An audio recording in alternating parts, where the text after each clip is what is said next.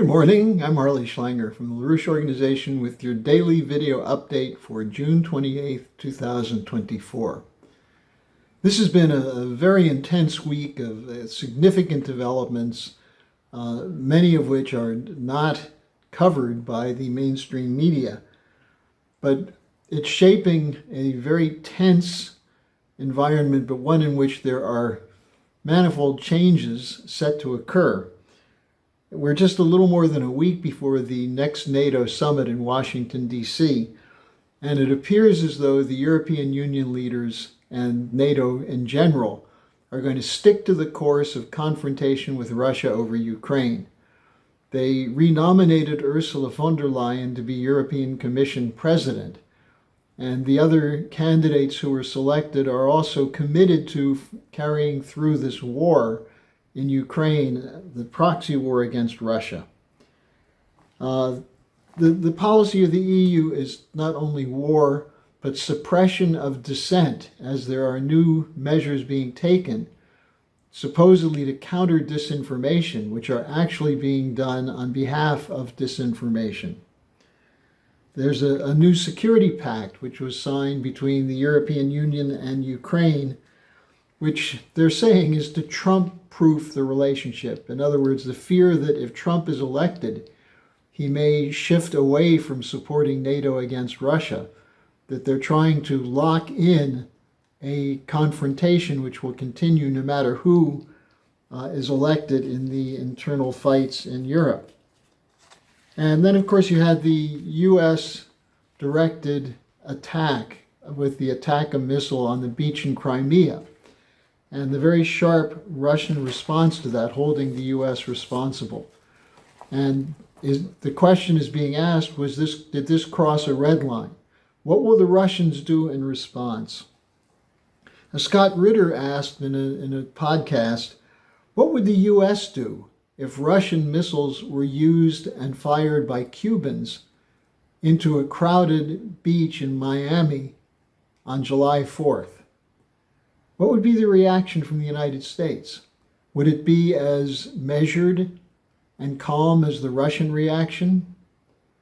Well, there is anger in Russia, and they have said there will be a response. But some of that response may be in the form of an asymmetrical policy of moving more countries out from under the control of the so-called unipolar order. We saw the discussion continue with the BRICS, the Shanghai Cooperation Organization, of an alternative system of trade and settlement of trade deals outside of the dollar. And the dollar is increasingly, or the dollar system is increasingly endangered by this. But it's not endangered by what the BRICS are doing. It's endangered by the stupid hyperinflationary policies of printing money to cover debt rather than figuring out how to reinvigorate the productive economy. So it's a self-inflicted wound of the West. And meanwhile, what Putin is talking about is the establishment of a new Eurasian security architecture, of which economic development is a key component. So following the June 9th vote of the European Union Parliament, there's been incredible tension in Europe as the placeholder governments are seeing their mandate eroded completely.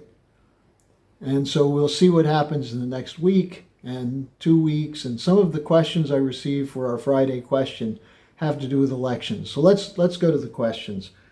The first one was about Macron's gamble to call for a snap election because of the stunning defeat he received on the European Union election, where Marine Le Pen's party doubled the vote of his party. So I'm asked, is there any forecast for what will happen? Well, it's hard to tell. Will the French voters continue to express their disgust with Macron? Macron saying that he's prepared to send French troops into Ukraine after the French troops were kicked out of West Africa. Macron trying to dictate to the European Union a tough guy policy against Putin. And then in the midst of this election campaign, all of a sudden an about face by Macron, where he said, well, maybe we should negotiate with Putin. Well, the French voter, it's hard to know what they're going to do, how they're going to react to all of this. Clearly, the idea of Macron's honeymoon is over. And it looks as though what will probably happen is an anti-Macron vote will be split between the Marine Le Pen party and the Unified Left Party. Now, the problem with that is, while it would be good to have Macron's party in the National Assembly lose anything close to a majority or a governing minority, the problem is the split between left-right plays into the dysfunction in Europe. And what's needed is to have a strategy that goes above the left-right. What would be good would be if the differing parties picked up on Putin's peace proposal and said, this is what we have to discuss. Not that we agree with every aspect of it, but that it's time for negotiations, time for discussion. And the discussion has to include dumping the old rules and axioms which have brought us to this point of war and depression, and actually discussing how we can revive the vibrant, productive economies of Europe, going back to the principle of national banking, of a credit policy for the Mittelstand, the so-called medium and small businesses, and so on. Otherwise, you're going to have dysfunction, a split. We see the same thing now in England. We have a question from Thomas B., who said, what are you expecting in the election in the UK? On the one side, you have Galloway, a left independent. On the other side, you have Farage, a so-called right-wing nationalist. What's going to happen there? Can they get together? Can the opposition to the Tory and Labour parties get together and form a majority? Received a similar question in Germany, where it's now clear that the ascendant parties in Germany are the Alternative for Deutschland, which is labeled a right-wing extremist party, which is the typical attempt to undermine a party that believes in a national objective and a national mission. Could the AfD align with the Sarah-Wagenknecht party? Again, left and right. Well, here's the point. The strategy of the existing establishment, if they can't win the elections based on censorship, lies, and manipulation and buying votes, it's to create splits, to play identity politics, to use social issues. In the US, it's abortion, for example, or the border issue. Use these kinds of issues to divide people up so that they'll fight each other, while the establishment from the top, working on behalf of the corporate cartels, is able to carry out the policy that they need to protect their collapsing enterprises. Because the key thing is the system itself is collapsing into debt-ridden bankruptcy. And none of the leading political parties have an alternative for that. We have the same thing in the United States. If anyone saw the debate, the so-called debate between Biden and Trump, the one thing that became clear is that Biden is not going to be capable of governing. The fact is, he has not been capable of governing in the last 4 years. So you saw him last night freeze. You saw him incapable of presenting a clear picture of what he intends to do. Now, the problem is that the recognition is growing that these wars are insane and dangerous, and all the spinning of the numbers you can do won't make people be able to pay for their food and housing, because that's a problem throughout the transatlantic. There's no amount of looting of the global south, if the global south were to allow that, which they're not going to allow it anymore, but there's no amount of looting that can cover the gap between the production of the physical economy in the transatlantic region and the debt buildup that's occurring at record levels.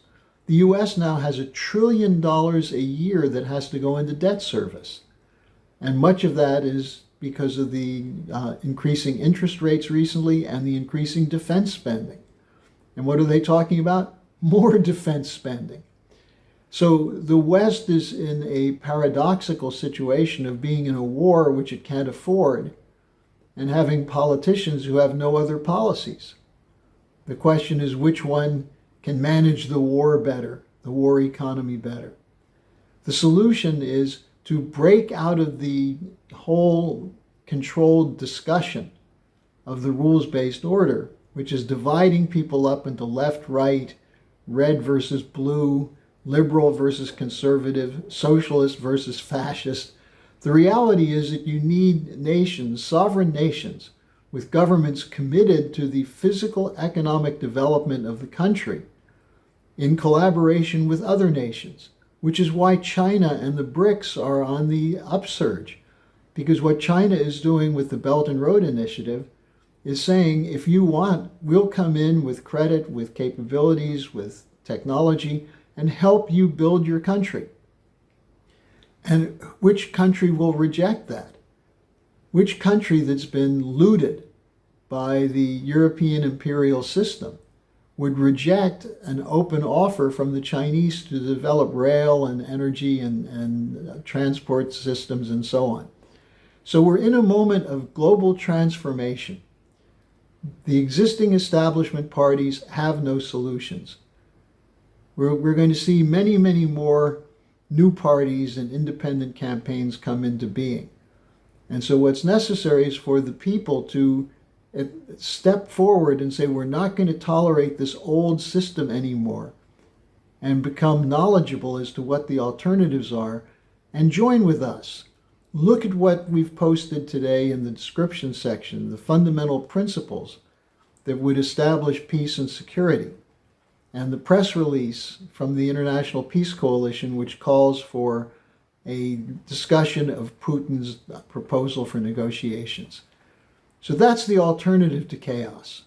And I hope you'll take it up and join me and join the Schiller Institute in our mobilization to achieve a new security and economic development architecture. So thanks for your involvement with us this week. Share this video, and I'll see you again on Monday. Hello, thanks for watching.